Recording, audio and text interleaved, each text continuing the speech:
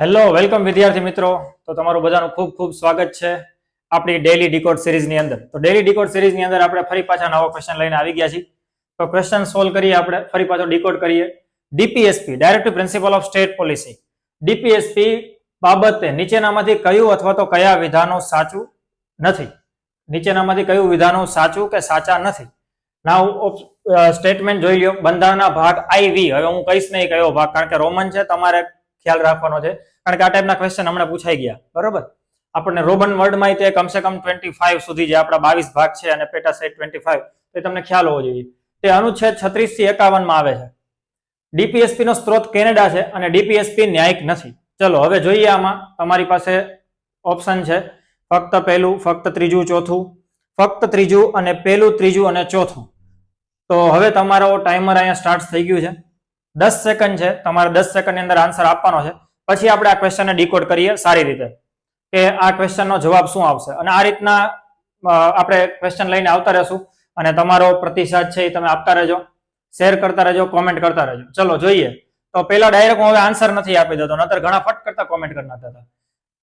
આપણે પેલા સોલ્વ કરીએ, આન્સર હું પછી આપીશ. બરોબર, તો પેલા આપણે ક્વેશ્ચન સોલ્વ કરીએ. બંધારણના કયા ભાગમાં ડીપીએસપી છે? તો કે બંધારણના ભાગ 4 માં ડીપીએસપી છે. હવે એ ખબર કેવી રીતે પડશે?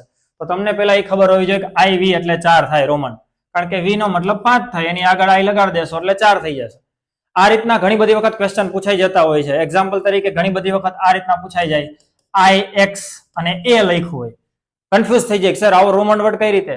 હકીકતમાં 9 છે અને પછી એ લખ્યો છે તો 9A એટલે નગરપાલિકા થઈ ગયું. આ રીતના ઘણી બધી વખત ક્વેશ્ચન પૂછાઈ જતા હોય છે, ખ્યાલ હોવો જોઈએ. તે અનુચ્છેદ 36 થી 51 માં આપેલા છે. હા, સાચી વાત છે. તો ડીપીએસપી આર્ટિકલ 36 to 51 માં છે, directive principal of state policy. જો આપણે પેલા ખાસ અહીંયા જોઈ લેવાનું સ્ટેટમેન્ટ શું પૂછ્યું, સાચા નથી.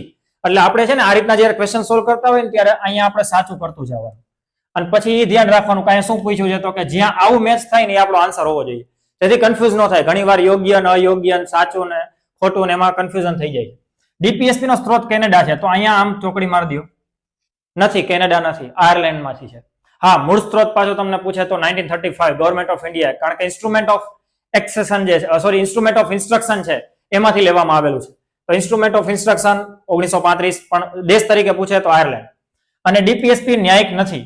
હા, સાચી વાત છે. ઇટ્સ નોન જસ્ટિસેબલ, કારણ કે ફંડામેન્ટલ રાઇટ્સ જસ્ટિસેબલ છે, ન્યાયિક છે, પણ ડીપીએસપી ન્યાયિક નથી. તો અહીંયા સાચો જવાબ આવશે માત્ર ત્રીજું અને સાચો જવાબ છે C.